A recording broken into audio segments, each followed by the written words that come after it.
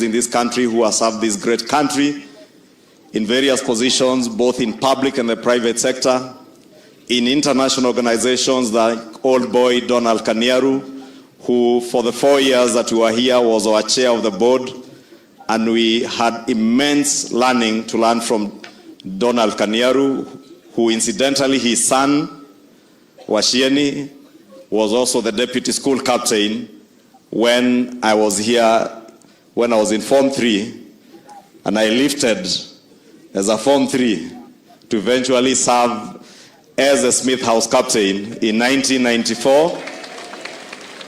And in Dom 20A, and my Dom master, coincidentally again, was none other than our Chief Principal, Mr. Kamau, today. Your Excellency, may I report that in the year that I served as a house captain of Smith House was the best house in cleanliness.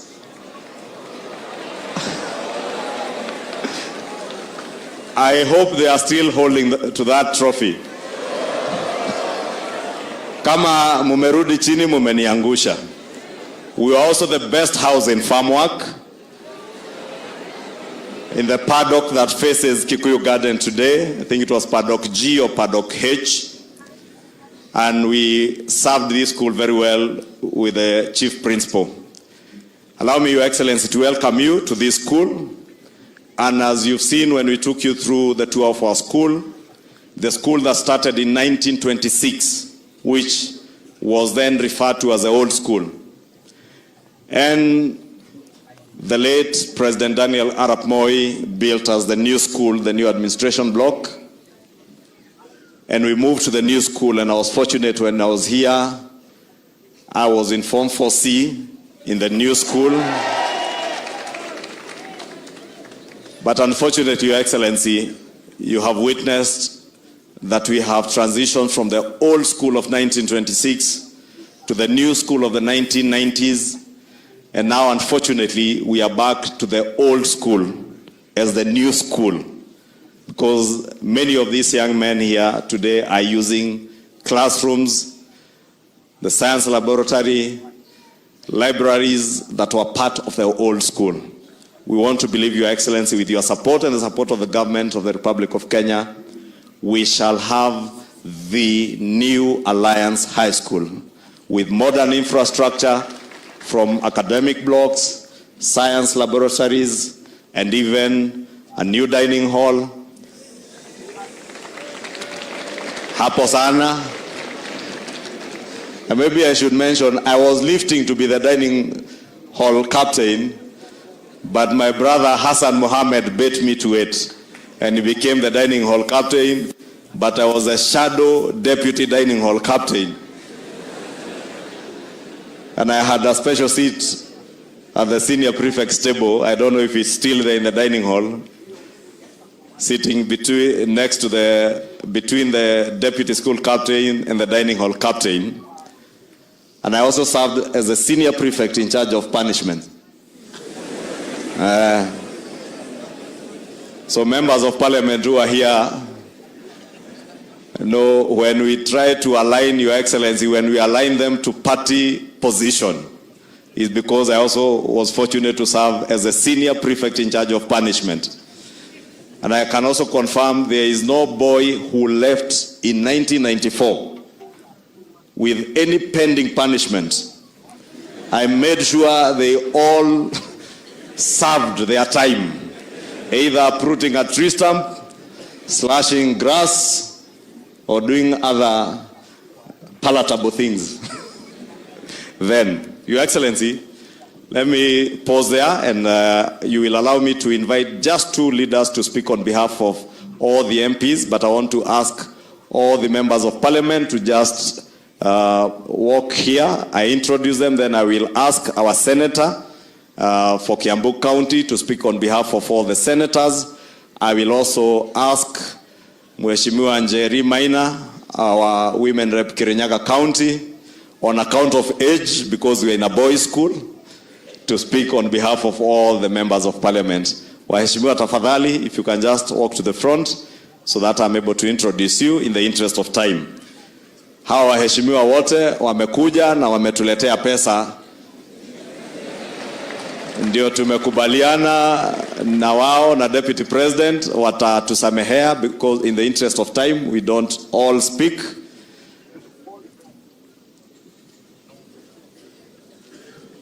And maybe as I come, I'll begin from my right.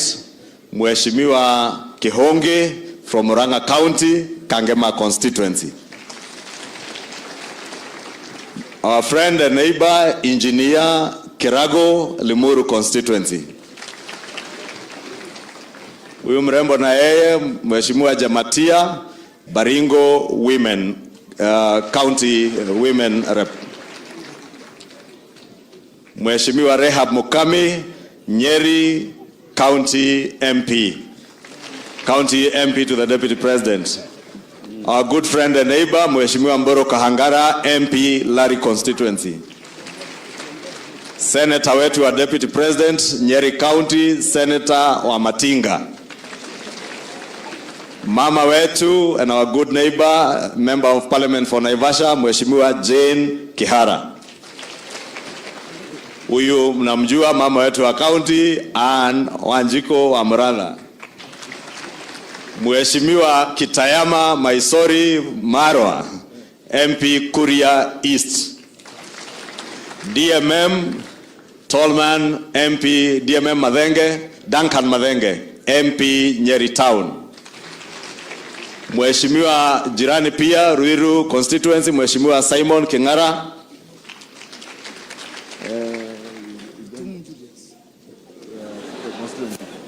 Igembe North.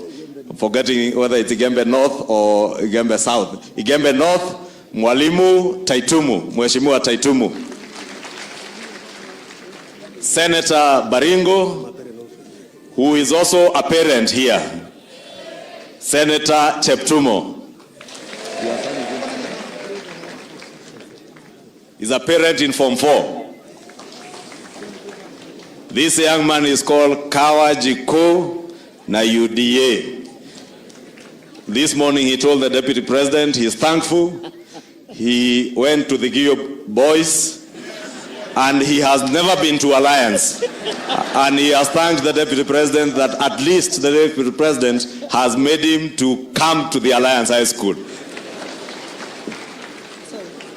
This beautiful lady here is our Thika Town constituency Member of Parliament, Mheshimiwa Alice Nganga. And the brother is here in Form 3. Which house?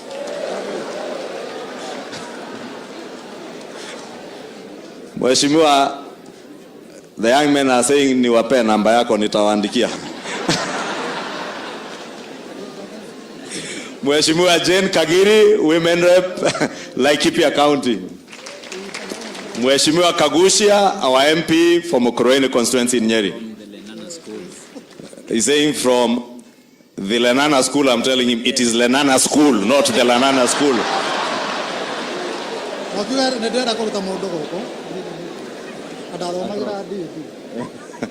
Mheshimiwa Maina Karobia, our Member of Parliament in Iyala, the East African Legislative Assembly. He's still single, but he has committed that he is getting an acrosian. He attended a DEB secondary school.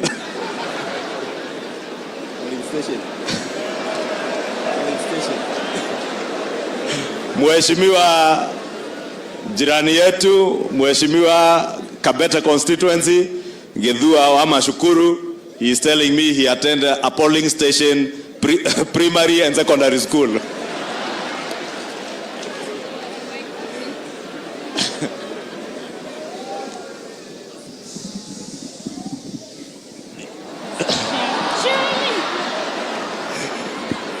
Your Excellency, on behalf of all the future spouses of these great men who are attending this school, I want to ask our county women rep for Kirinyaga County, Mheshimiwa Njeri, to give these young men a few words.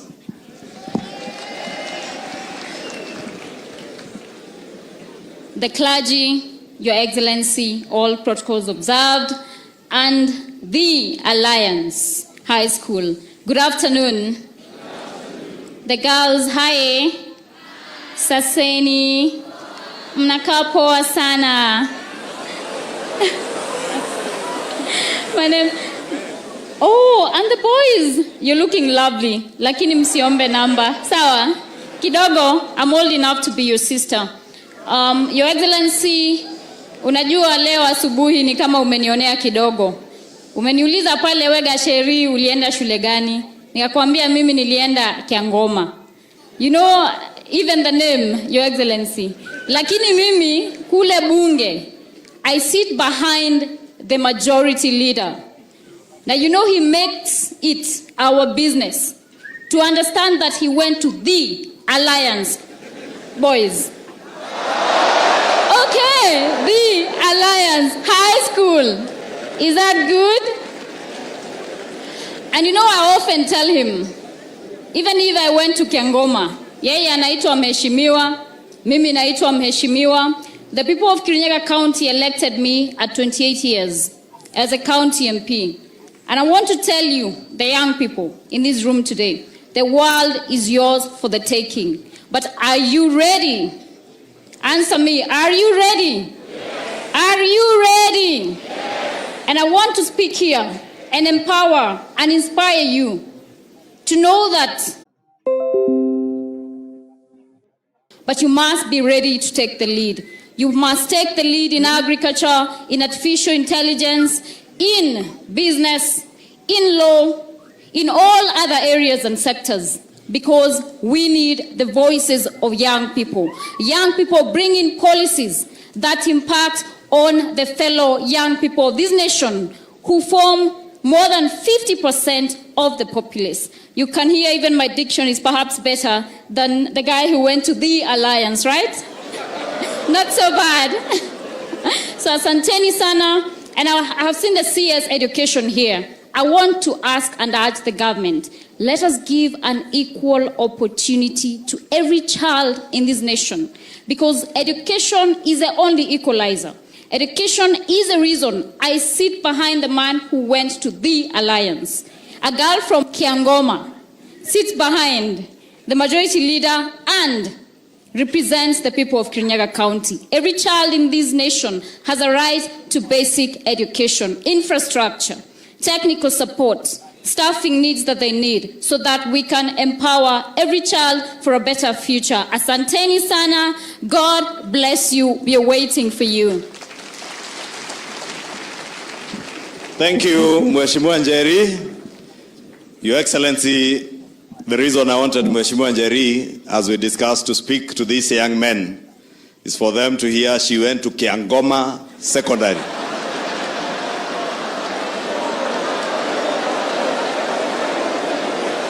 Just like the Member of Parliament for Kabete went to a polling station secondary school, and today they are proudly serving Kenyans as able members of Parliament and doing a great job for our republic.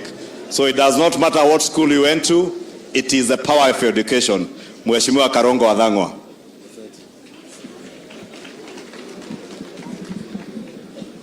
Thank you very much, Mheshimiwa Ishongwa, Your Excellency, the Deputy President of the Republic of Kenya, Governor Kiambu, all protocols observed, the Alliance School, hamjambo.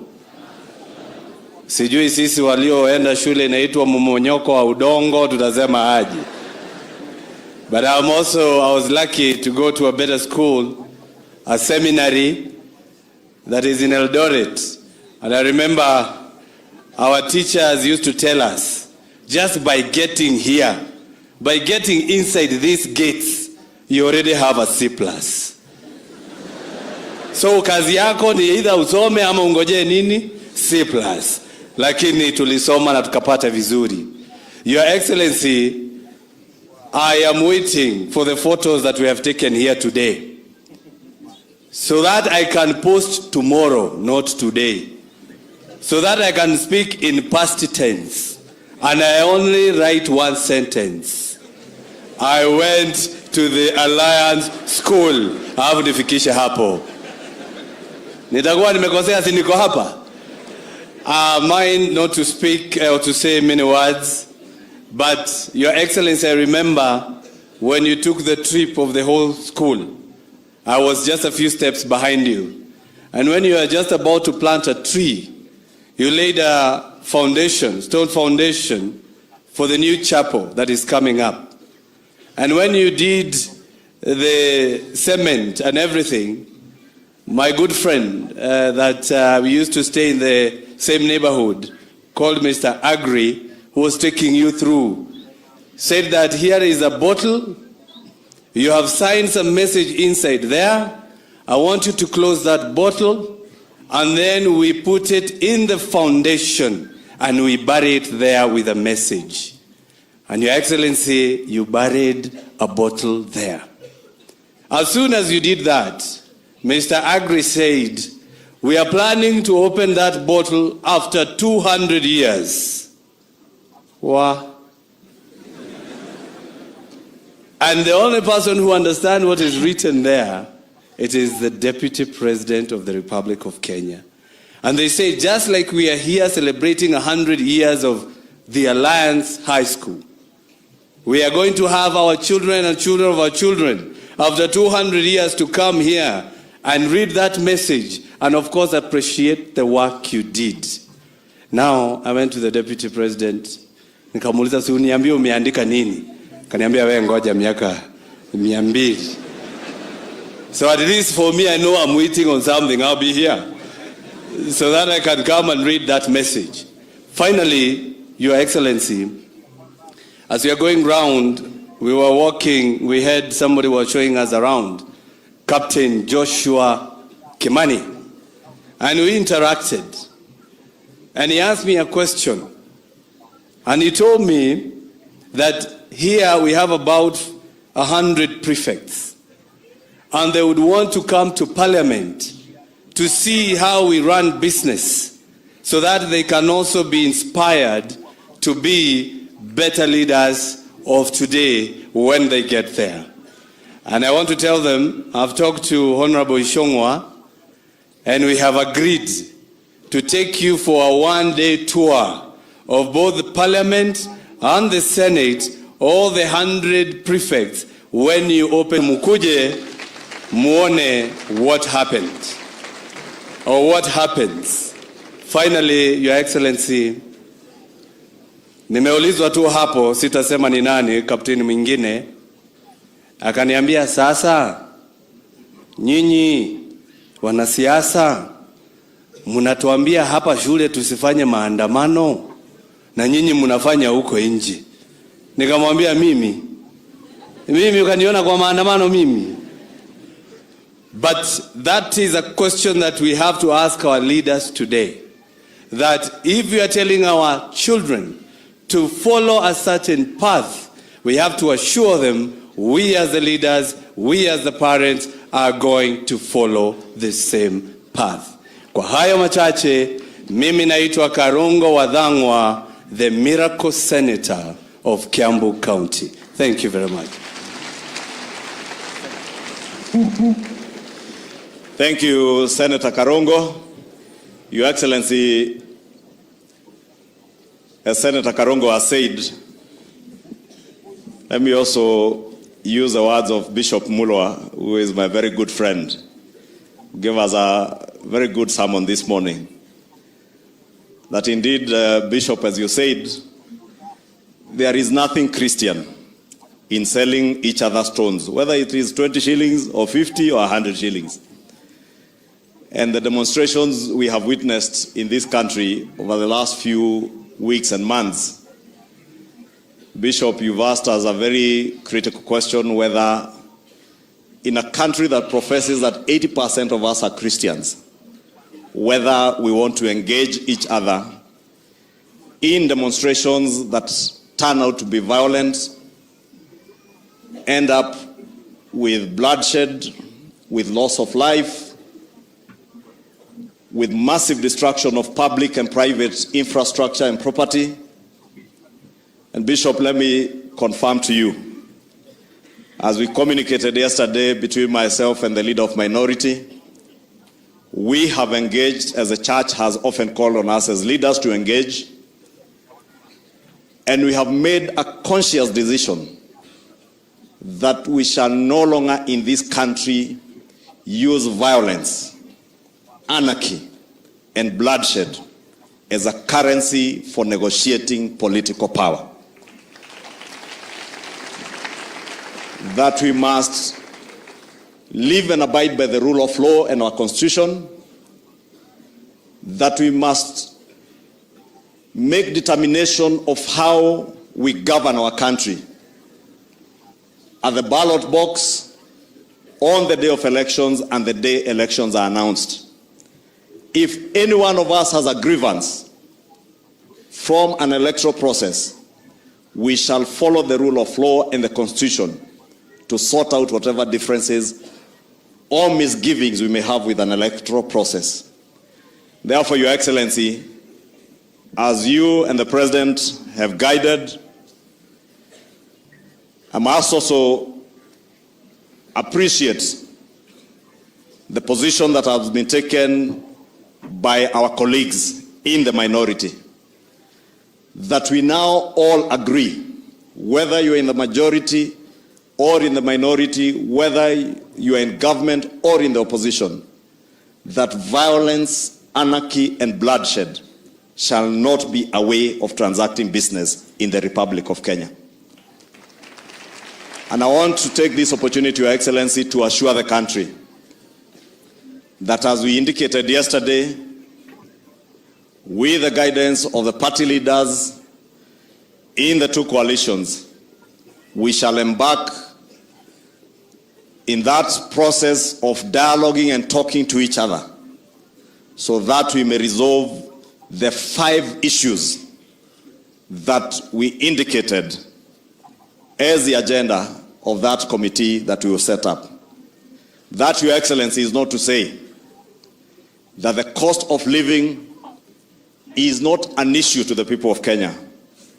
And indeed, globally, Your Excellency, you know, and I'm glad you just came from the FAO meetings in Italy. You know, the challenge of the cost of living is a global problem. And Your Excellency, you also know we all went out to the people of Kenya with manifestos, and our manifesto in Kenya Kwanza, which called or christened the plan, had solid and achievable plans that we indicated we will roll out if we go to government. And we all agreed, Your Excellency, that given an opportunity to implement that plan, we have the know-how, we have the means, and we are capable of changing the tide and bringing down the cost of living. And we appreciate the role of the opposition or the minority in oversighting government to ensure that this government will implement what they went out, or what we went out to the Kenyan people to sell to them, that we shall do when we are government. And we have indicated, Your Excellency, that on the question of the cost of living, we will allow the minority to have all the latitude in line with our laws and the Constitution to criticize, to propose better measures than they think would do better than we are doing, but to never, ever use violence as a means to engage on political issues or on governance issues. And I want to confirm that to our leaders in the church, that we in Kenya Kwanza, we commit that we shall abide by what we have agreed. And violence will never be allowed to be a currency to use to transact any governance or political questions in the country now and in the future. And may God help us.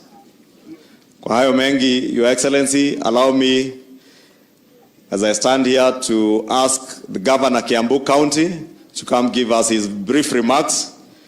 He will tell us what school he went to. But more importantly, Governor, now that you are the governor of Kiambu County that hosts the Alliance High School, we look forward to support from the county government of Kiambu, and I'm sure you walked with us through the schools, through the school infrastructure, and you have seen the challenges that we have, and there are some that will be looking up to you, and I'm sure the chief principal and the board have been engaging you on these issues. I will ask you, Governor, to recognize the speaker and the MCAs who are present. But allow me to recognize our MCA Kikuyu Ward, because that is the MCA who hosts the Alliance High School, MCA James Kamau. Governor will introduce the others just in the place where they are. Karibu. Thank you. That's okay. Your Excellency, the Deputy President of the Republic of Kenya, Rigathi Gachagua, Second Lady, Pastor Dorcas Egadi, or other political protocols observed, members of the clergy, our hosts today, the Busharians, the Alliance High School Fraternity. Did I say it well? And the Croatians. Am I a good student? Do I learn fast? Members of the clergy, our visitors today, let our parents here, members of the board, let me take this opportunity, Your Excellency, to welcome everyone, and especially yourself, and Second Lady, to Kiambu County. And I'm a proud governor, Your Excellency, to stand here amidst all the intimidation from the Ishongwa said it is not a cult. Shall we call it a movement? And Your Excellency, that extreme intimidation that there are only two schools, the Alliance and the rest. Your Excellency, before I say one or two words, which I will do very quickly, let me ask members of the County Assembly of Kiambu, led by the Speaker, to come forward and stand here. Let's get to introduce them very quickly so that we can move quickly. Members of the County Assembly, please come forward, the ones that are here. And Speaker, County Assembly, you can just come up quickly. We'll be very fast. Speaker, come up. And Speaker, I'll just allow you to introduce the rest of the members. Comments I'll make on your behalf so that we can be expeditious of time. Thank you, Governor. Your Excellency, the Deputy President, Second Lady, all protocols observed. It's a pleasure to be here. And as the Senator said, I'll equally have the pleasure of saying that I came to the Alliance High School. How I came is a different issue. Your Excellency, the Deputy President, I know as I introduce my members, we are being told here that there are two schools, the Alliance High School and the rest. Me and you also, once you get out there, because we share an alumni at the Nairobi University, once you get out there, we equally know there are two universities, the University of Nairobi and the rest. So, tuko pamoja hapo. Wacha ni introduce my honorable members. We have Honorable Ruth Waithera Wanjiko, elected member, Githega Ward, Githunguri Sub-County. Tumpigie makofi. Tuko na Mheshimiwa Evanson Mwigu, kutoka Kino Ward, hapa Kikuyu Sub-County. Tumpigie makofi. Hapa tuko na host MCA, my good friend, Mheshimiwa Kamau Foro, Kikuyu Ward, Kikuyu Sub-County. Haya tuko na Mheshimiwa Joroge Ishembe, kutoka ward inaitwa Karai, hapa Kikuyu Sub-County. Tumpigie makofi. Hapa tuko na Mheshimiwa Gladys Wamboi, specially elected, kutoka hapa Kikuyu Sub-County. Hapa tuko na Mheshimiwa Dan Gitau, elected member, mahali tunaita Gatongora. Gatongora ni pale Ruiru, mahali inaitwa Kamakis, mahali watu wanakula nyama. Hapa tuko na Mheshimiwa Jane Thogori, elected MCA Gitaro Ward, Kabete Sub-County. Tumpigie makofi. Hapa tuko na Mheshimiwa Alice Wangoi Kamau, ama tunamuita cute ni hiyo ndio jina tumempatia, specially elected kutoka upande wa Muguga. Tumpigie makofi. Hapa tuko na Mheshimiwa Shiko Muturi, pia ni specially elected kutoka hapa Kiambu County. Tumpigie makofi. Asanteni sana. Thank you very much Governor for your indulgence. Mimi nenda haraka sana. Kwa majina naitwa wakili Charles Thiongo. Mimi ndiye nafanya kazi kama speaker wa bunge letu la Kiambu. Asanteni sana. Mwenyezi Mungu awabariki. We are proud of you. Thank you very much. Your Excellency, I also happen to have sat in the Senate with quite a number of members of the movement. And those members, Your Excellency, this afternoon, are also represented here by my brother and friend. We served together in the second Senate, Governor Dr. Ochilo Ayako. And I will not forget to say the governor of Migori. Karibu ndugu yangu, to say a word.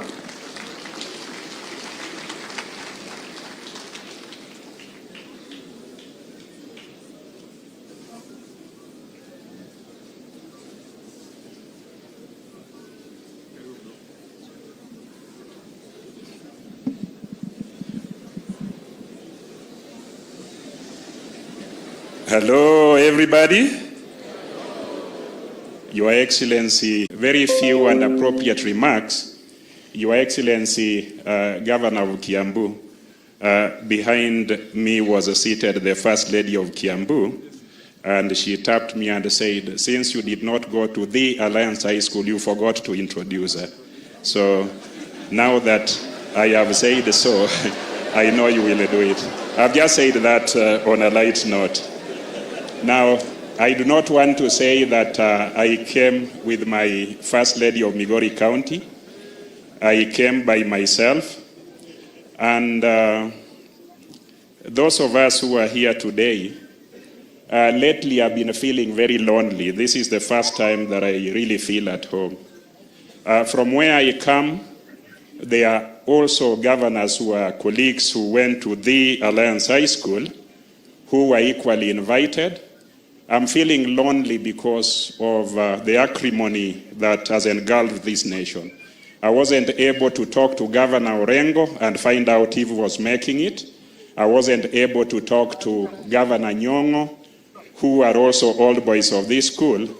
I didn't even talk to my colleague, Governor Wamatangi, because of the loneliness that I feel lately and the sadness that I see around when our nation is pitted against itself, contrary to what His Excellency Jesus said, that a house divided cannot stand.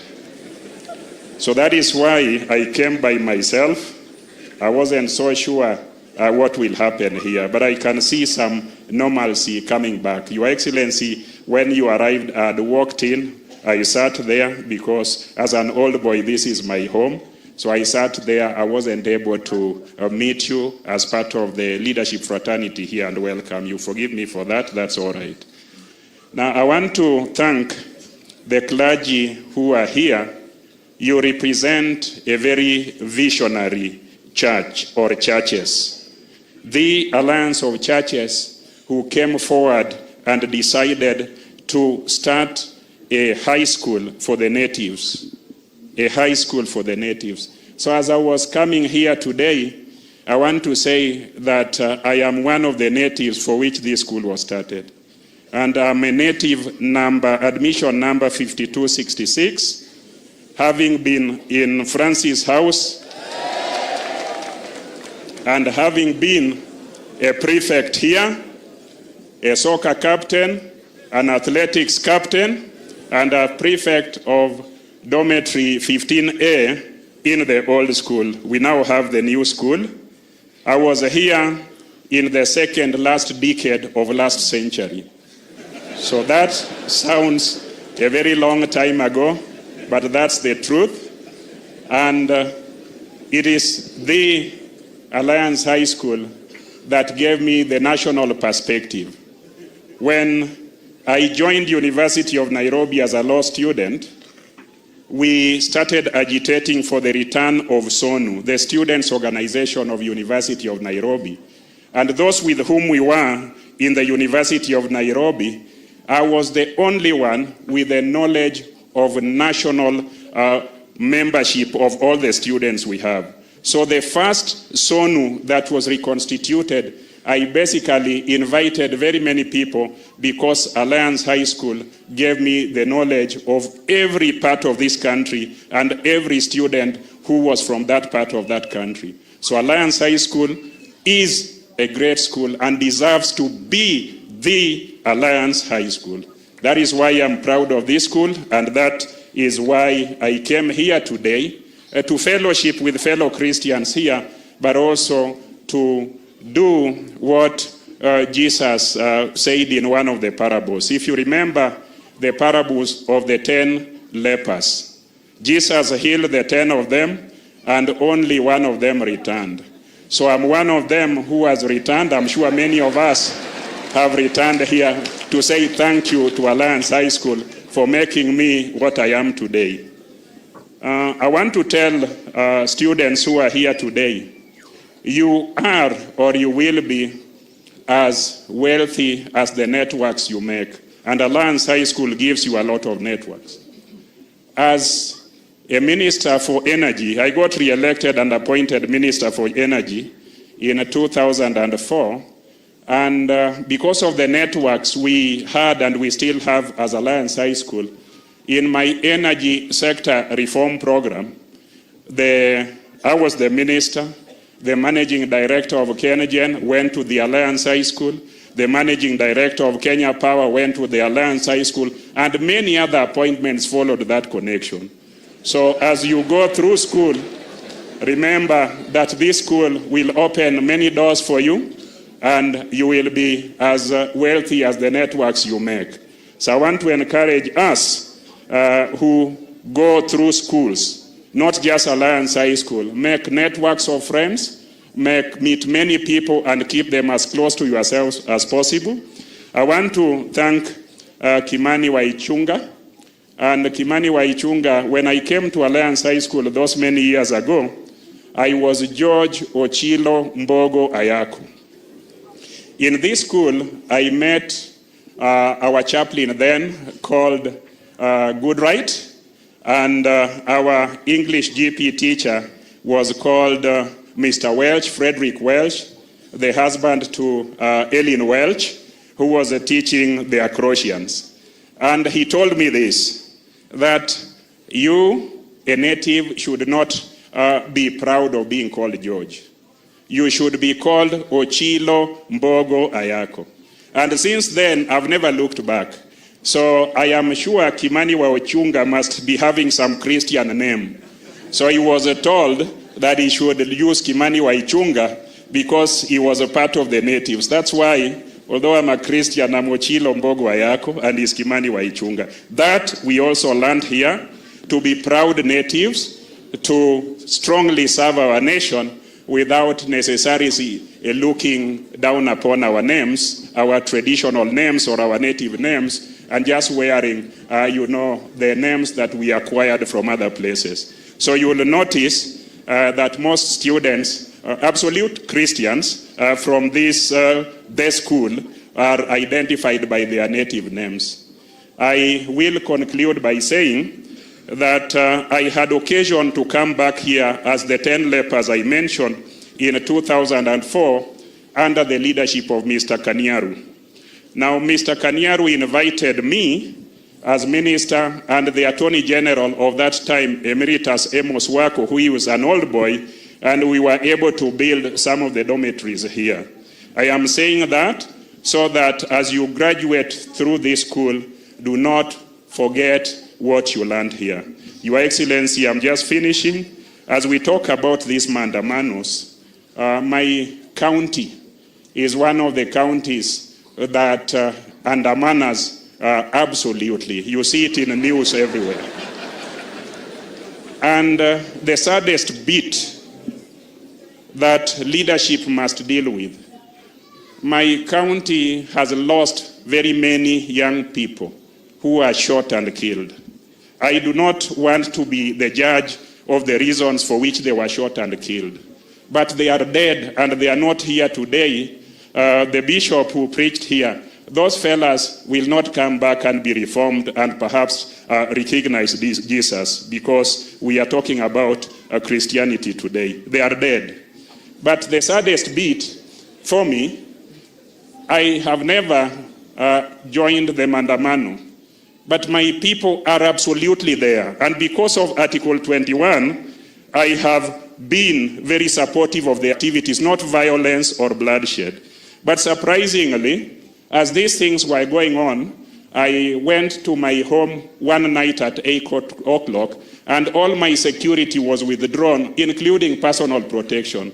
I do not want it to be addressed here, but I just want, as these discussions are going on, let us have discussions that do not create more victims than is necessary. Let's have discussions and dialogue that creates healing and one nation for all of us. With those many remarks that I've said, may God bless all of us, and we may succeed individually and collectively. Thank you very much.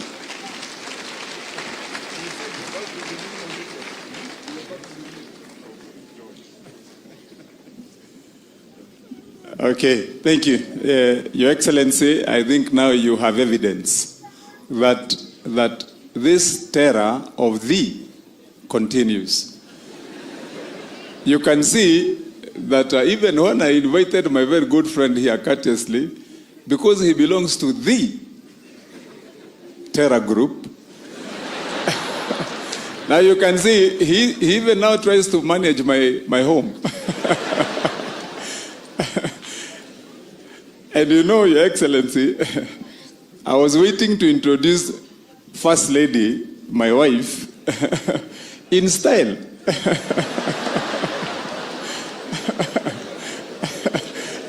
But because, and Your Excellency, I will tell you, as a matter of fact, C.S. Murkomen will come here, he will tell you, the terror we faced in the Senate with him. That group you hear of Anyang' Nyong'o, Ochilo Ayako, he even never said one day he was George. We had Orengo. We also had Amos Wako. And that was a serious terror group. In fact, me and Murkomen, with all the accolades behind Murkomen's life, as a constitutional lawyer and as a lecturer in major universities in this country, and others of us with huge resumes, we could never, ever make a serious discussion with these guys, because every time when we rose to raise a matter on the floor, they would ask, which school did they go to? And Your Excellency, I think it is a high time that the rest of us, me and you and the others, also sit and plot. We must deal with the terror group. Your Excellency, anyway, when I did my KCPE or CPE, Your Excellency, those years alongside with Akina Ochilo Ayako, I was slightly ahead of the rest of our Kinaichungwa. In my school, Your Excellency, which is just across the road, ridge here, very near, I had a headmaster who would come to class every day, and he didn't utter any other words when we were in class 7. He would say, I want A, Alliance High School. And then he would walk out. And then the following day, when it's time when he's doing an inspection around the school, he would come and enter again the class. That time we were usually one stream. He would come and again say, I want A, Alliance High School. So Your Excellency, this got into us. When I sat for my examinations, as we were about to sit for the examination, Your Excellency, and we were given those papers to fill which school do you want to go to. I remember Alliance High School, and I remember the influence and power of peers. Because I sat together with a boy who was a huge competitor to me all my life, from nursery school up to way after high school. We sat together. He was my competitor to death. And Your Excellency, because I would be number one, he would be two. I would be one, he would be two. He would be two, I would be one. Your Excellency, when you were given those papers to fill, why I call it the power of peer influence, with all the things that the headmaster said every day, I want A. Your Excellency, when we got the paper and pen, this boy whispered to me and he said, no, let us fill Nyandarua High School. Because his brother was there in Nyandarua High School. And with all that influence that the headmaster had instilled in us, vanished that moment. And so I found myself taking a pen and I filled Nyandarua High School. Not that I regret, but Your Excellency, when I started for the examinations, I was the best student in my school that time. And I dare say, I think that time regionally. But because of that, what I didn't come. But I'm also proud of where I went, because the young man who sat with me, Your Excellency, millionaire investor. And the guy who he told to fill Nyandarua High School is also the governor of Kiambu County. So that's why I was saying, Your Excellency, we are not doing badly in the other side. Lastly, Your Excellency, when we have been here, Your Excellency, I want to confirm that my administration has done a very good job, and a good job to the extent of cooperating with the institutions that are around our county, Your Excellency, including the Alliance High School. Your Excellency, when I went to office, my first clients, when I went there 8 months ago, was the administration of the Alliance High School. And when they came to me, they had applied, Your Excellency, to have this chapel that today you have laid the foundation stone to. They had applied and waited 1.5 years for them to get approvals.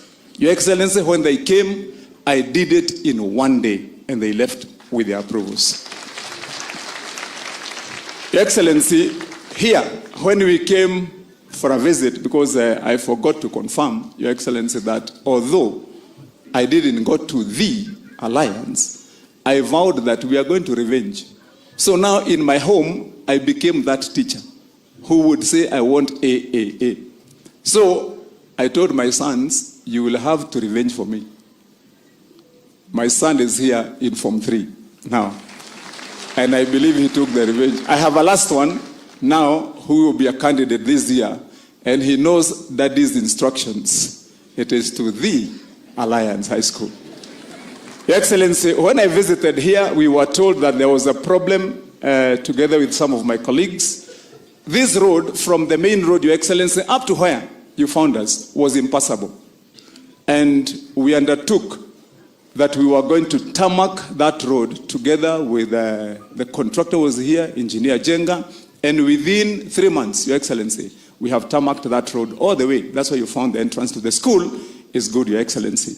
We committed that also we were going to work on the sewer line, on the sewerage, Your Excellency. We did the sewerage, and only the last mile is remaining, and we commit, we're also going to do that last mile and ensure that the sewage is flowing and good.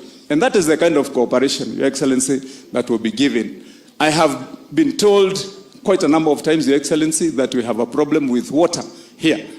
And as the county government, because the water service providers are under the county government, I also commit, Your Excellency, that we are going to take on that water problem and resolve the problem in this institution.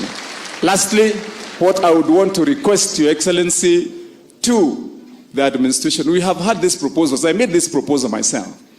Because these young men who are bright minds in this school, and even the young girls, the Croatians, as they finish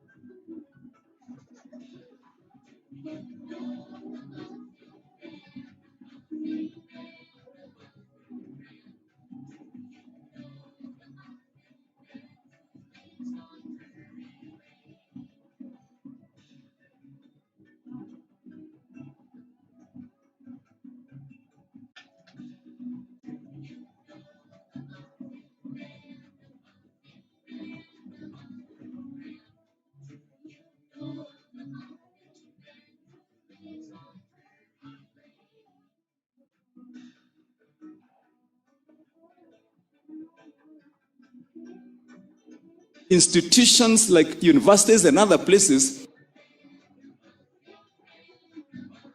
for them to share some of the knowledge that is within county governments. We could have internship programs for them before they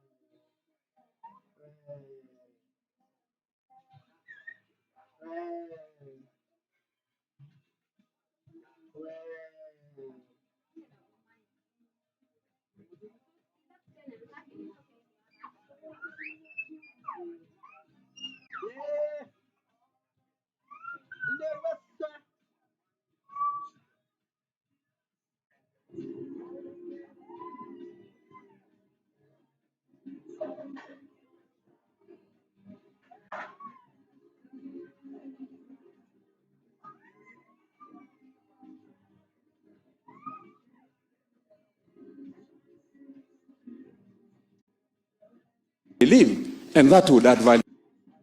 You have kept us on top of the map in Kiambu County, and we want to say thank you. God bless all of you, and we'll be here together to do what we have to do. Asanteni sana. Thank you. Thank you, Governor Kimani Wamatangi, and our First Lady Kiambu County. And as you have indicated, your daughter has been at a cross, your son is here, and I've just told Mwalimu, the one who is in class 8, should he do well, he must come to the Alliance High School. But I'm sure you will not want him to live in the conditions these young ones are living in.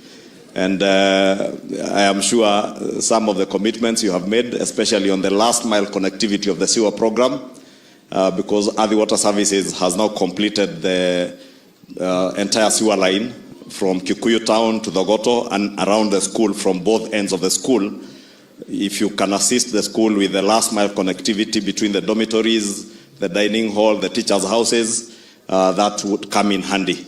On water, Governor, I can also report, and the Deputy President will be announcing, part of Solutions to the Water Program, and Mwalimu is aware, the Ministry of Water, Sanitation and Irrigation has committed to doing a new borehole for the school to ensure that there is water.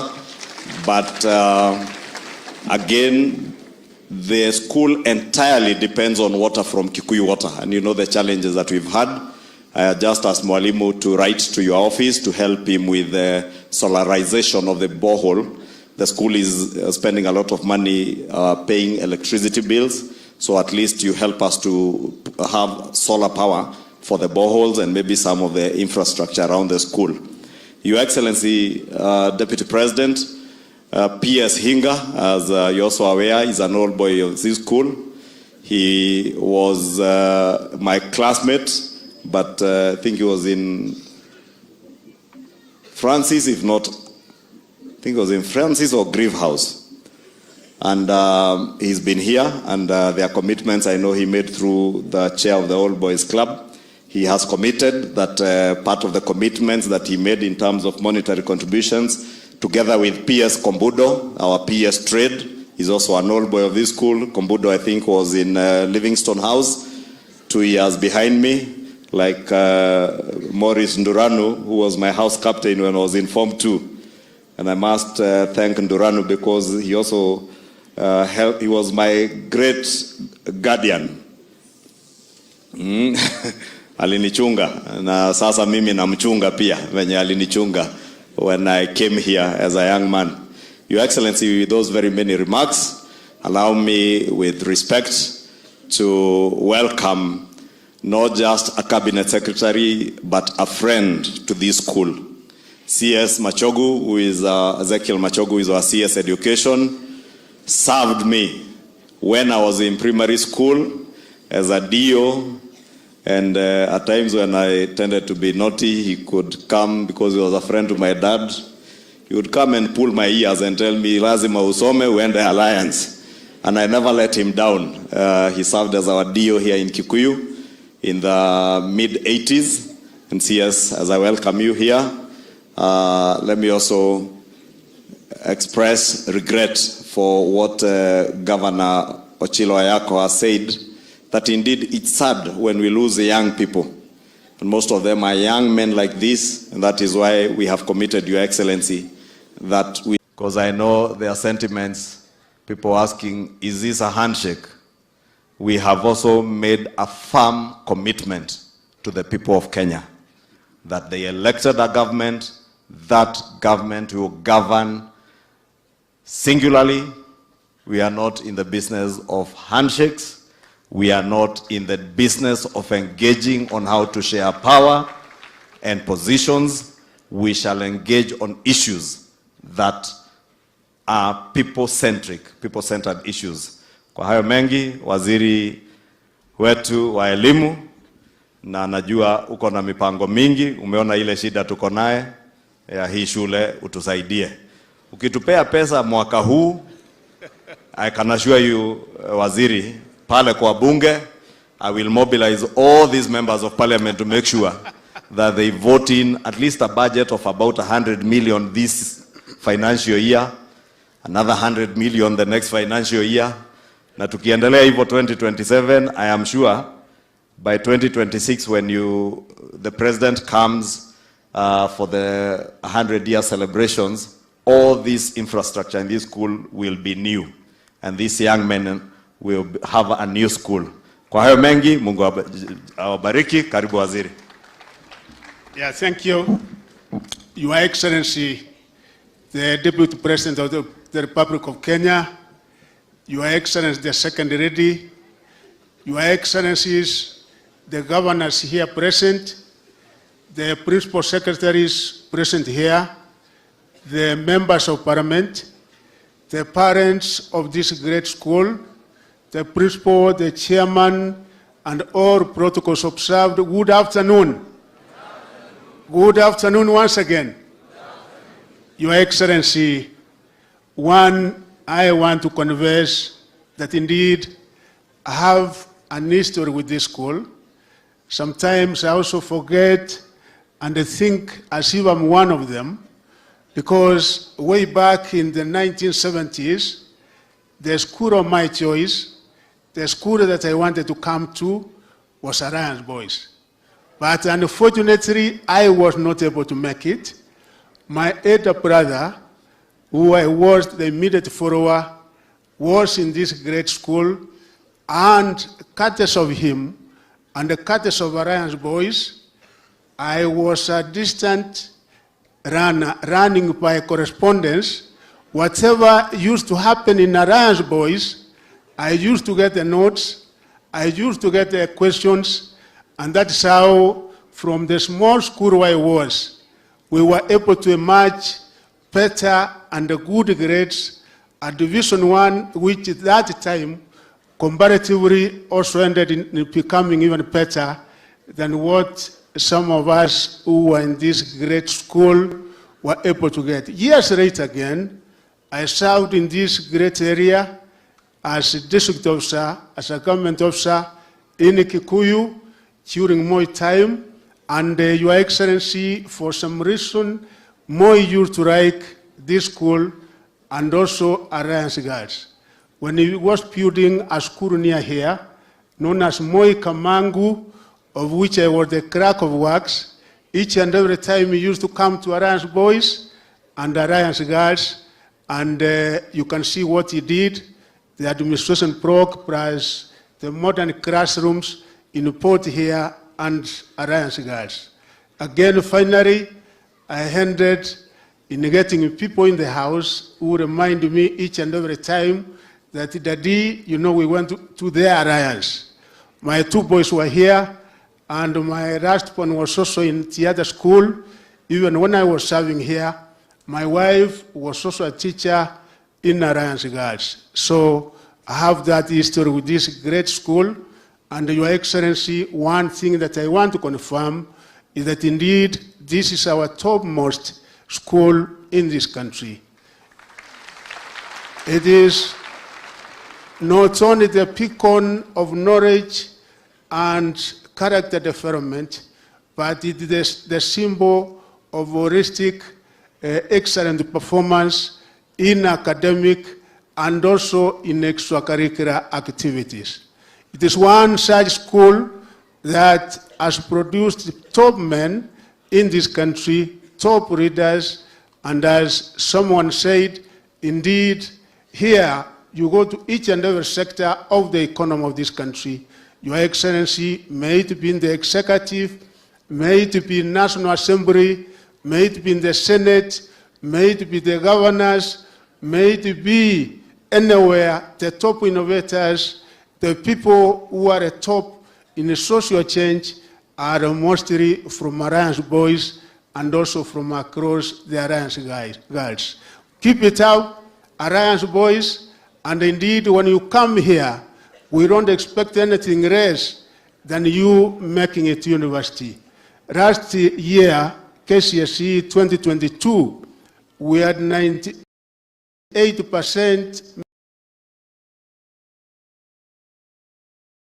because, Your Excellency, as we said, there is the software part where we have done very, very well over the years, making sure that almost 100% transition to our universities. Last year, we had only 2% who were not able to make it to university. I have the confidence and the faith that this particular year, 2023, Your Excellency, we should be able to have 100% making it to our university. Your Excellency, I also want to thank the school community, the clergy who are here, the board of management, for indeed making it possible for us to have a very key project that will mark this particular celebration of 100 years coming up with the chapel. Why the chapel? Because even in the word of the Lord, it says the beginning of the fear of the Lord is the beginning of wisdom and knowledge. There is nothing else, nothing as important as that, and of course, it will be able to inculcate the necessary values of Christianity in our youth, in our young people, and in the process, Your Excellency, we hope that we will be able to produce people from here who will be able to serve the country in the very near future. Finally, Your Excellency, I want in a very special way for Kenyans to know, particularly those who are here, that you and His Excellency, the President of the Republic of Kenya, the Ruto Gachagua administration, has given priority to matters education. Your Excellency, you have demonstrated this, you have clearly shown this out of the allocation that you were able to give this particular financial year. because we have 630 billion, an amount that has never been given before in this country ever since the time we achieved our independence. We now have 29.7% of the total allocation in the budget, and you can see the kind of demonstration, the kind of person that the Ruto Gachagua administration have in matters of education, because they know it is only through education that we will be able to sharpen the necessary skills, required skills and the competencies required in order for us to undertake our national development in this country. I want to assure you, Your Excellency, that the reforms, educational reforms, particularly the rollout in the CPC, is following a systematic path, and we are on course, and we have introduced something that is responsive to what we have globally, that our young people will be able to compete effectively with those from other countries. And in 2 years, Your Excellency, the first cohort of CPC will be here in Form 1 the year 2026, and I'm sure that the school is adequately preparing for the 3 pathways that we will have when we come to 2026. That is STEM, humanities, social sciences, sports, and also performing arts. So we thank you and undertake as a ministry that indeed we will be able to utilize the funds given in a prudent manner for the benefit of these young people and the Kenyans as a whole. With those remarks, Your Excellency, my PS, Perio, Dr. Perio Kibusang, please stand and wave.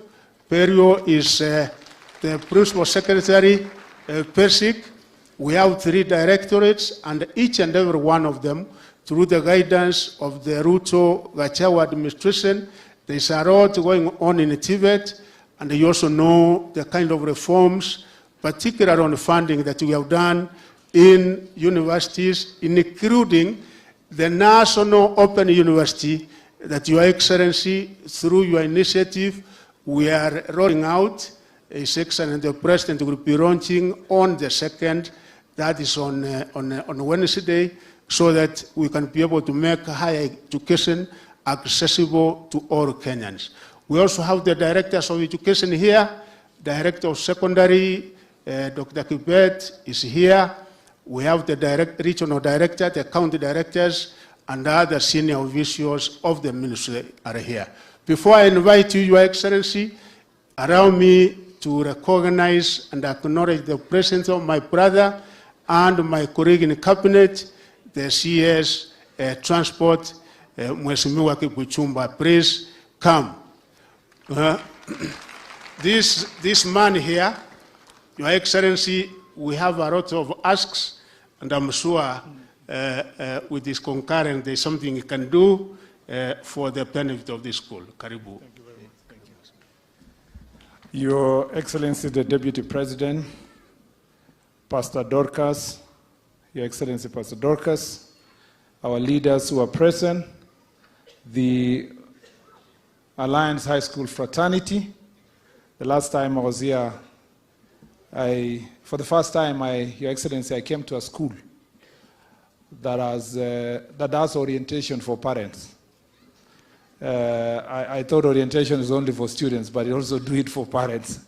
So the last time I was told, you don't need to say the Alliance High School. Just say the school, and that's all. The clergy, led by my bishop, are here, and the representative of the 4 Alliance churches. Good afternoon, everybody. Good afternoon again. Your Excellency, I'm really privileged to be here. That I had a chance to visit this very important school today for such a very important exercise, which is laying a foundation for an infrastructure that will be signature for the institution for another 100, 200 years. I know that the work you've done this morning, it will be remembered for many years. And the work we are about to do will be remembered for many, many years. Your Excellency, I didn't come to this school not because I didn't qualify to come here, but because I was called to an even better school. That's what I always tell my son, that you only came here because you did not go to St. Patrick's High School. The good story is that everybody you go to your school, everywhere, you're always told you are privileged to have come to this school. And there is no better school like this in the world. But I must be very honest. This school has something unique. Whereas all other schools can give children to get A's, and the other schools can make children to become leaders like us who do not manage to be in this school like Kimani Ichung'wa. The very unique thing of the Alliance High School is the ability to build traditions. You see, this is what is lacking in this country. Lack of an identity of institutions. Lack of values that are ingrained in people. The Alliance High School prides itself of having this unique, because I was in class in the University of Nairobi with many of my friends, and I suspect some of them are here, who were my classmates. But you would recognize the uniqueness of the confidence built on the students by virtue of coming to this school. And the leadership qualities ingrained in them. Whether they served as in class or served elsewhere, you are just a leader when you leave this gate. And so if there are things that other schools can learn from this school, is the leadership, is the values. Everybody can get knowledge elsewhere. Everybody can get certificate elsewhere. But here, what they have succeeded to do is to build an institution that has values. And if we want to succeed as a country, we must establish an institution that has values. Number two, Your Excellency, what I find very unique about the old schools, one of which is the Alliance High School, is the fact that when people are even in the Senate, where I was, Ochilo Ayako here, James Orengo, my friend, Professor Anyang' Nyong'o, and all of us who were there, including Amos Wako, all of them, and I don't know why they choose the opposition side, but that's a story for another day. But all of them always found their high school as a point of reference. Meaning, Your Excellency, if we want to create an intervention in terms of leadership, values for this country, what Pastor Dorcas, Her Excellency, is doing by investing in young men is what we should do as a government. And it must be that we must use our schools to become the center of building men and women who can have values to lead this country for the next 200 years. We are spending a lot of time, Your Excellency, talking to people who are throwing stones in the streets. Their time is so short. The people we should speak to are these young people. Because when we invest in them, we are able to salvage our country. And Nelson Mandela said something very unique, very profound, that no one is born to hate. No one is born to hate another person because of race, because of tribe, because of region, because of all that. All these things can be learned.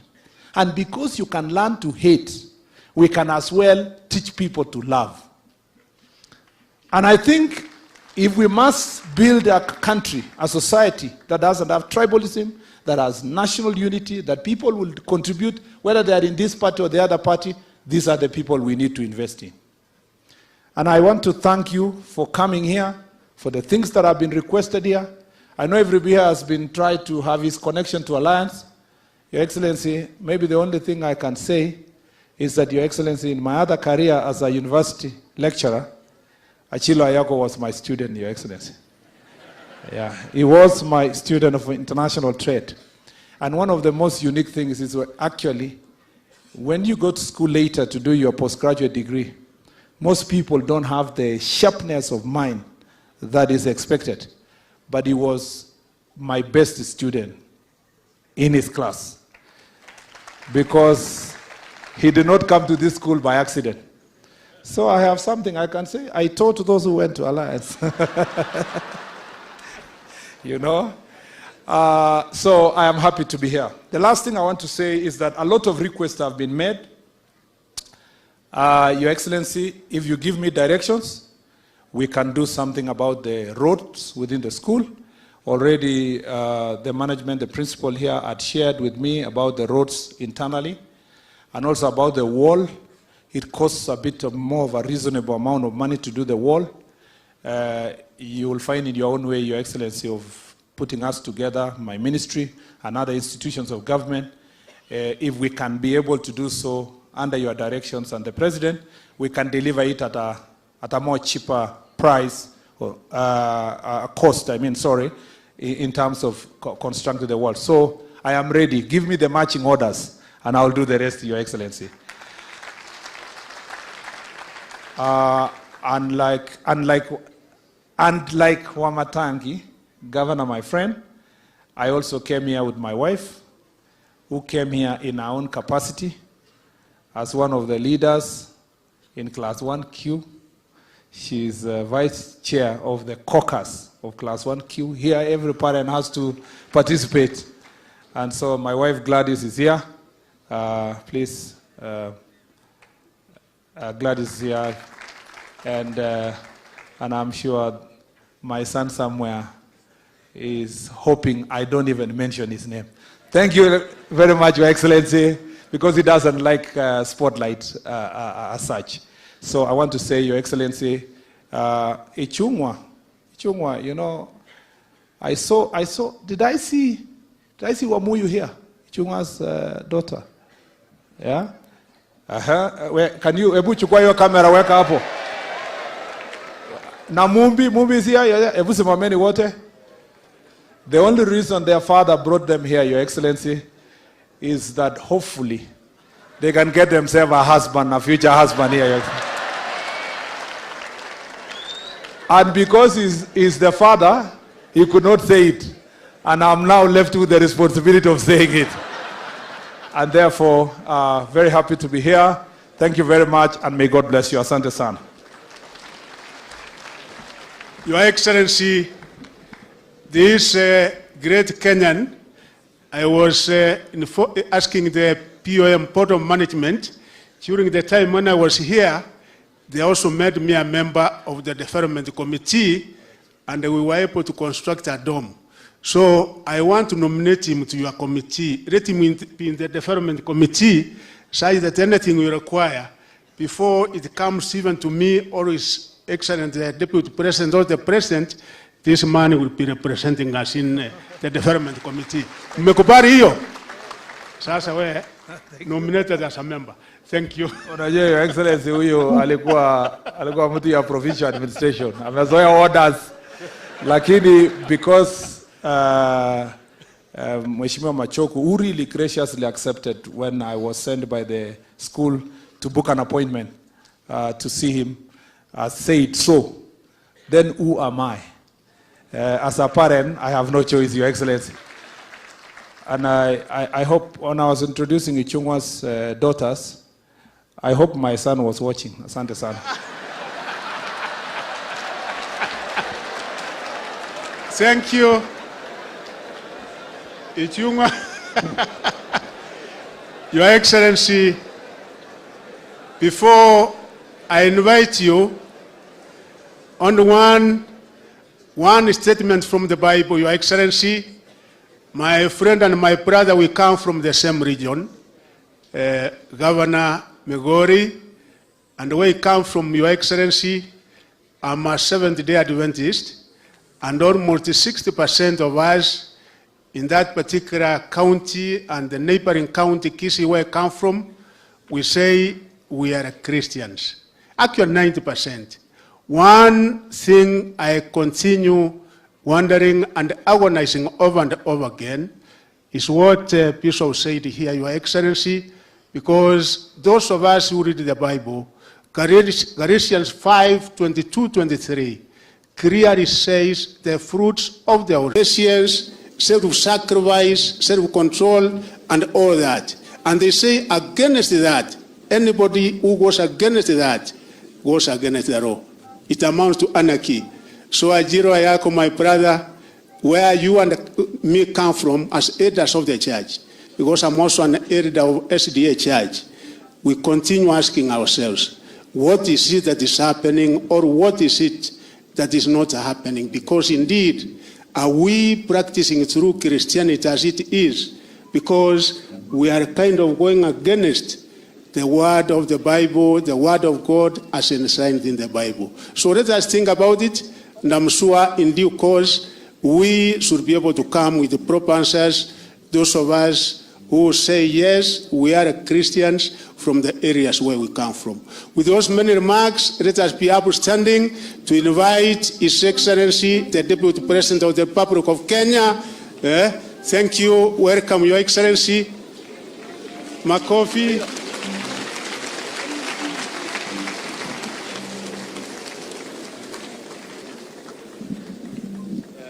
Thank you very much. Please be seated.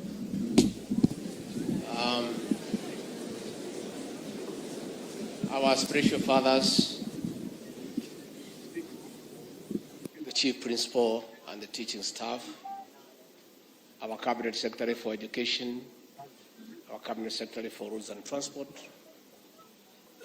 the governor of Kiambu, the governor of Migori, our leader of majority in the National Assembly, the Honorable Kimani Ichung'wah, and the member of parliament for this area, the fraternity of the Alliance, good afternoon. God is good, and all the time. Nisalimeni kwa hewa. Bwana Yesu asifiwe. Bwana Yesu asifiwe tena. You know, it's very difficult to speak when everybody has spoken, because naturally we talk about the same things. So when you have 5-10 speakers before you, you find you'll be repeating what they have said. You know, President William Ruto asked me, he was supposed to come here today, but because of exigencies of duty down at the coast, he was not able to come. And he summoned me from the Republic of Italy, where I was attending the Food Systems Summit, and asked me to represent him here. And the people who work for me had a great difficulty last night, because they thought that it's inappropriate for me to talk at the Alliance without a written speech, because I could mix myself up. Si mnajua mimi bahali nimetoka. So bahali mimi nimetoka, tuko challenges mingi ya accent ya Nyeri, tuko na shida ya L and R, ya CH and SH and all that. But because there was no time for them to write a speech, because I arrived late at night, nikasema basi wacha niende ningangane, ile tatokea tutangangana naye. You know, my younger brother and friend and my in-law, the Honorable Kimani Ichung'wah, intimidates me and the president all the time about the Alliance. He can't even let us have a cup of tea. Every discussion we have, in the middle of the discussion, he reminds us that he was at the Alliance. So I was asking him today, when we went to the old school, and I found beds that are very aged, cracked walls. Sasa nikamuuliza, hii Alliance unatuambianga ndio hii?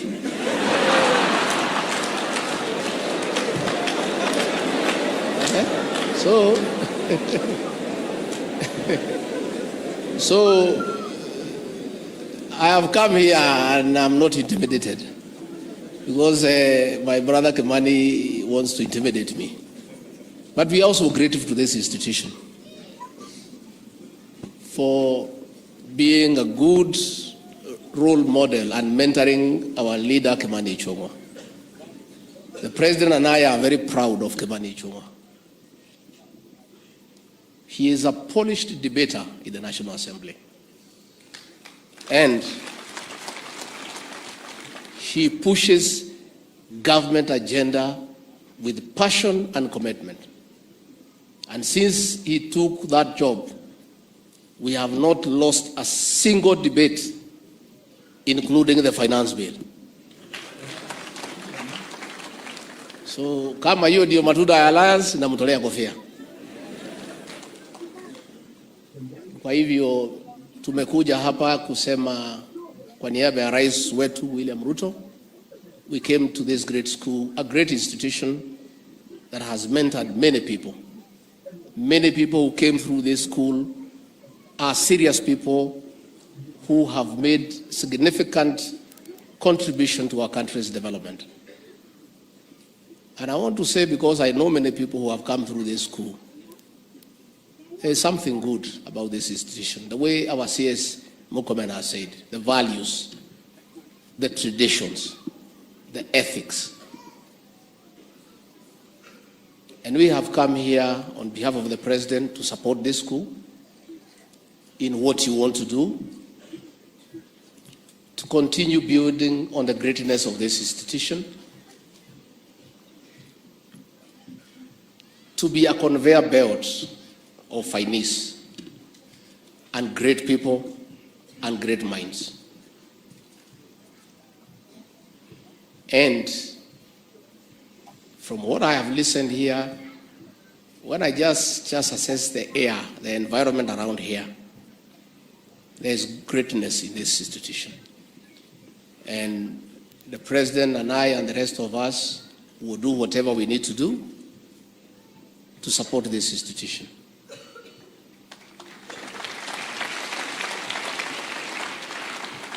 But I did tell the Honorable Kimani Ichung'wa, hata kama shule yangu haijulikane sana, hata mimi si mchache. Najua it may be the alliance, but they are also the conquerors of this alliance. Yeah. Mimi mtu tu ya kawaida tu. Niliingia hii alliance girls hii. Nikakuta mtoto ya mwenyewe nikachanganya yeye nikamweka box, sasa ni bibi yangu. Sasa niko mbele siko mbele. As we speak, your principal Wanachomba was my schoolmate in Kianyaga High School. So if Chomba went to school with me and he is the one running this school well, there is something about where I went to school.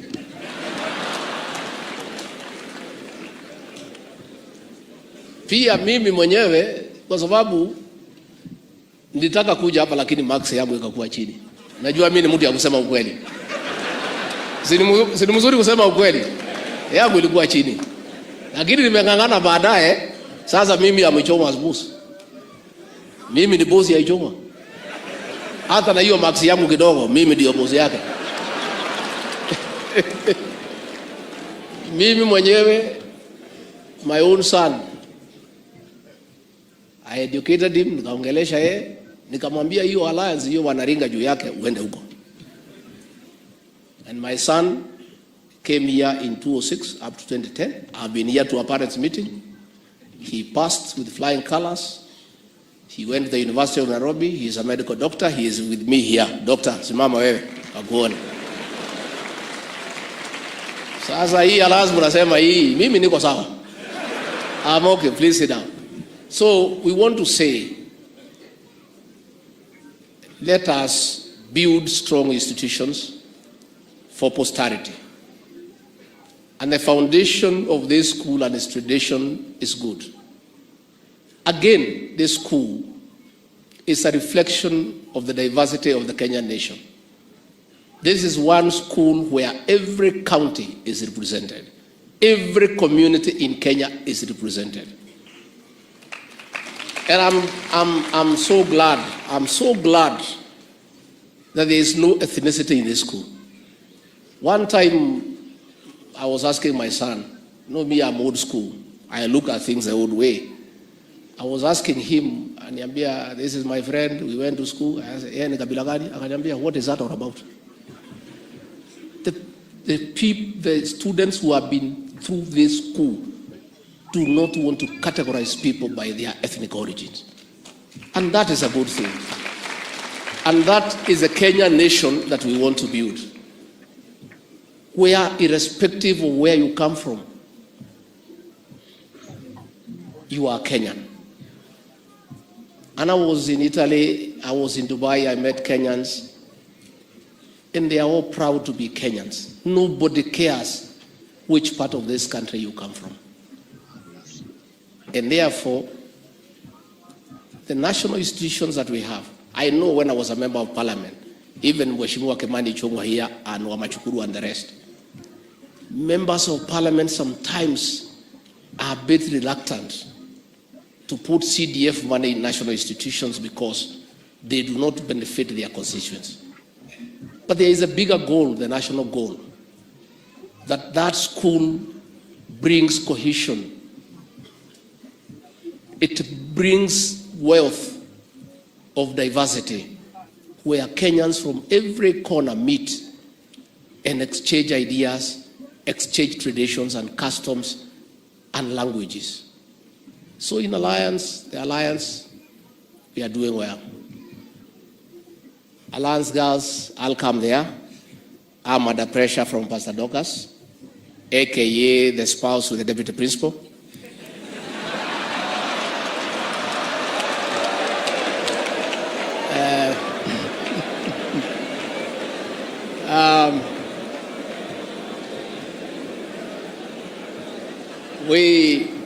She came there and found that you have a very beautiful chapel, but there are no chairs.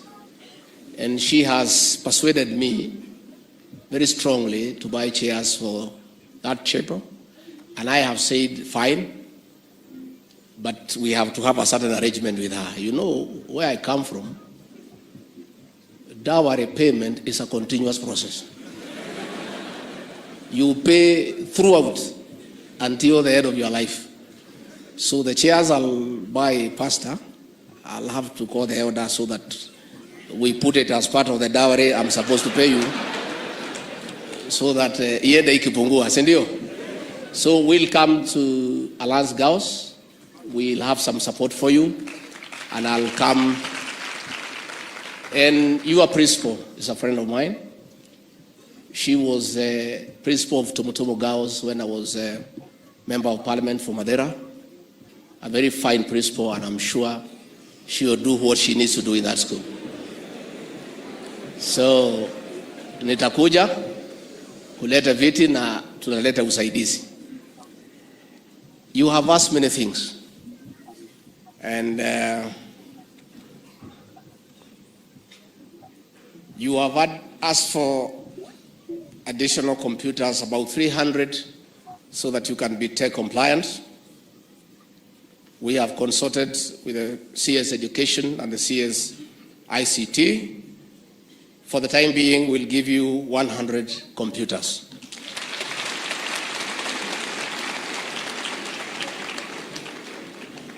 You have asked for a dining hall.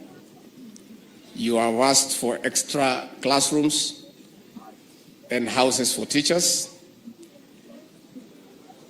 We have agreed with P.S. Hinga, who is an old boy of this school, that he'll provide quite a substantial amount of money to do the dining.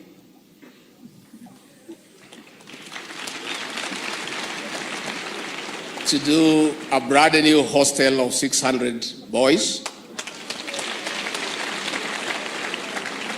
And a teacher's block to allow the teachers to live with the compound to see how you are going.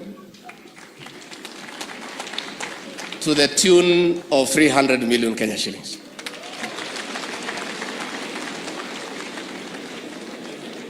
You have asked, you have said you have a water problem. And it's true, as we walked here with the spouse to the deputy principal, we were discussing about the dryness of the compound. And it's true, it is obvious. You didn't even have to say that there's a water problem. And we have agreed with the PS, Engineer Rono, that we will do for you in the next 1 month, a borehole driven by solar to bring down the cost of electricity.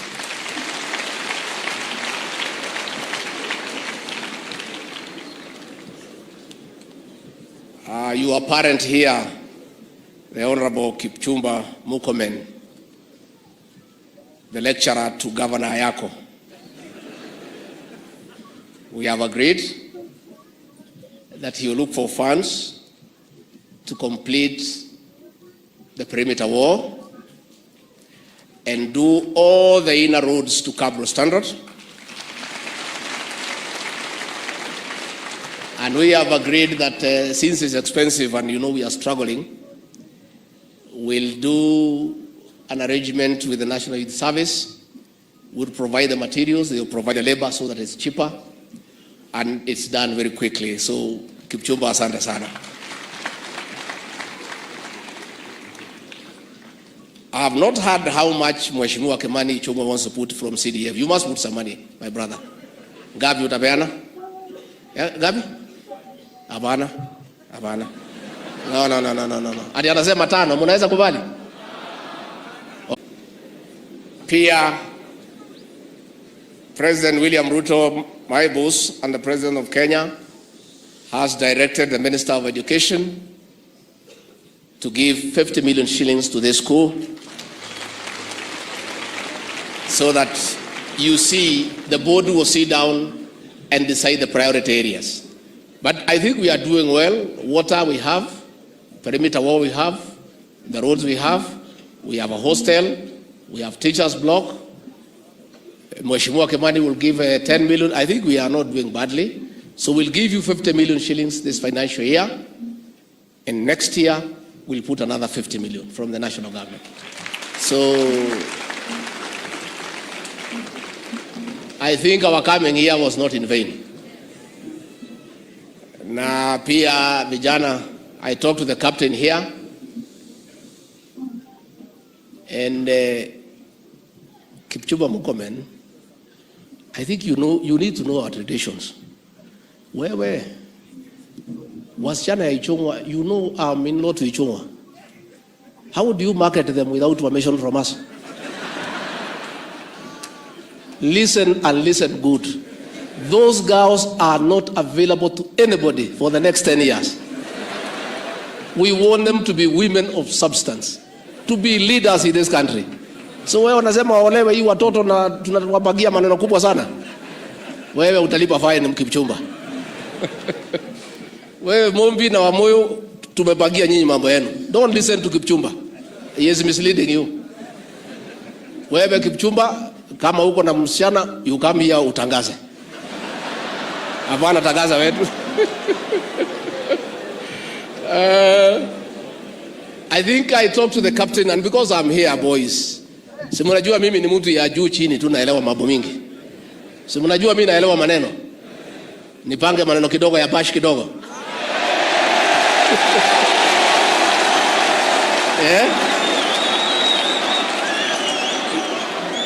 Nipange maneno. Hii watu ya Alliance hawezi elewa. Mimi nimepima hapa tu nikikaa hapa kwa sababu mimi ni mtu ya huko chini. Nimesikia mnataka a special meal ya kuku and chapati. So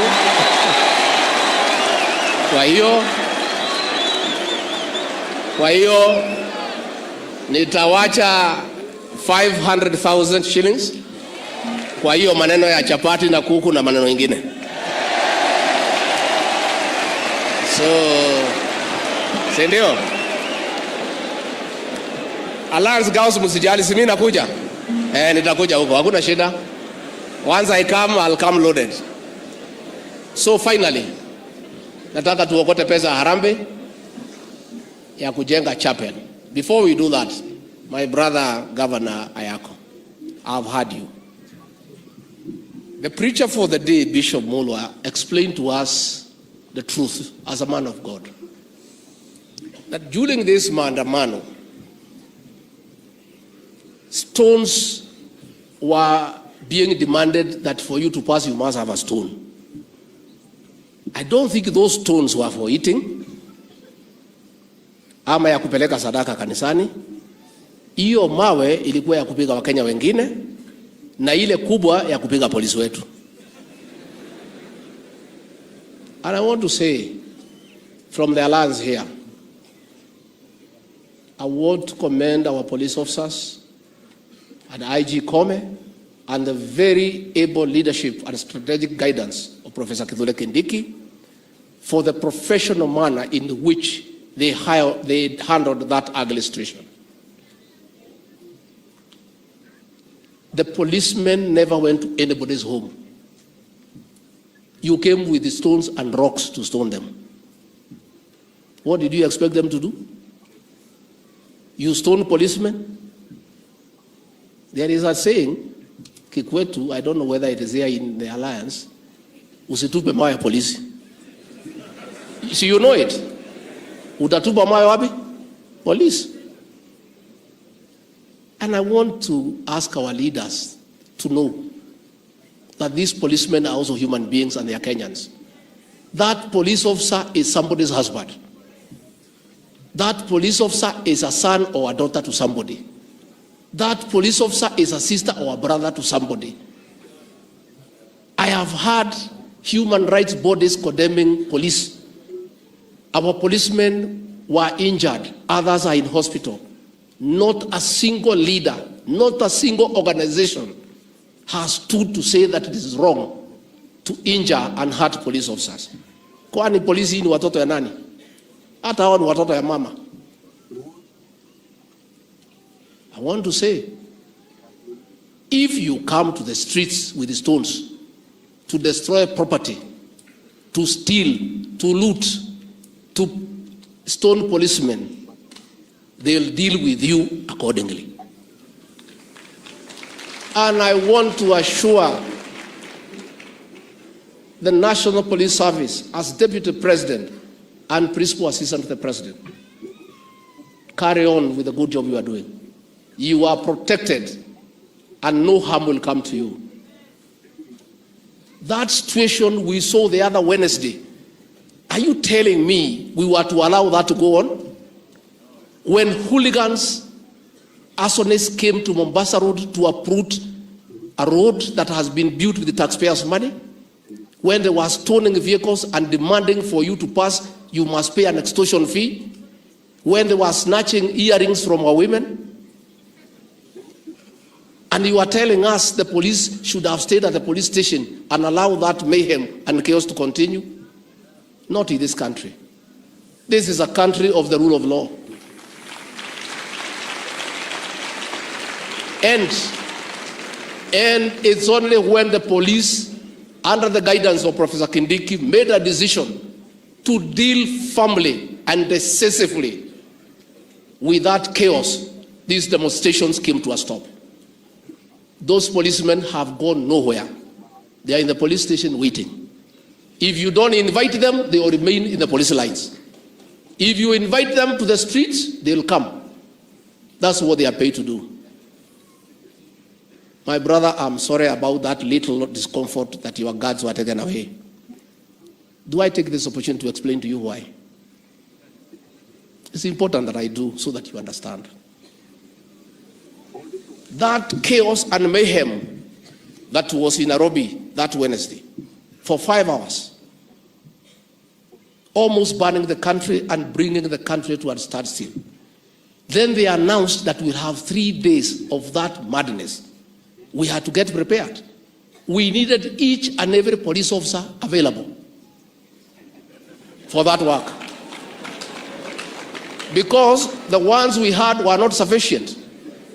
And the very logical decision by Kindiki and IG Kome, first get those ones guarding those who are doing the demonstrations to come and protect the people of Kenya. Where did you want us to get other policemen from? We had to get them from somewhere. And you start with those who are guarding the people who are arranging the demonstration. That's what we did. And we have had, you are going to have talks, well and good. But since I have not seen a commitment that you denounce violence and give Kenyans undertaking that you will not go back to the streets, those policemen will stay on standby for now. If in the next 2-3 months you are of good behavior, there is no demonstration, there is no chaos, we shall return the men to you to guard you. Lakini saa hii haiwezekani, kwa sababu tunaweza warudisha warudi kwa hiyo maneno, si ndio? That is the truth. And I want to say, the security of this country is not negotiable. It is not negotiable. President William Ruto and I took the Bible in Kasarani before God and men and sought to protect the Constitution, to protect life and property. We welcome talks. We welcome non-violent ways of resolving conflicts. That we do. But we are on standby. Once beaten, twice, we are on standby. If the talks, Mheshimiwa Kimani, muendelee, musikizane, muendelee, polisi warudi kwa kazi yao. If there is change of heart, sisi tuko tayari. But I want to say today, on behalf of President William Ruto, never again in this country shall we allow people to kill others and to destroy people's property. It will not happen because it is wrong and it's not right. Nikimalizia nikiwa hapa Kiambu, I want to take this opportunity to thank the county commissioner, the police commander and your team for the good job you are doing on fighting illicit brews and bangi. Pongezi. We are almost 70% successful because we want to protect these young people. These are the young people we are protecting. When these young boys and these girls leave school, we don't want them to come and fight drugs and illicit alcohol in the shops. So we are not even just dealing with the ones who are having it. We are protecting the future generation. Please sit down, Commissioner, and carry on a good job done. Sasa situchukue pesa kama iko. Na wale waliongea sana watoe pesa vile waliongea.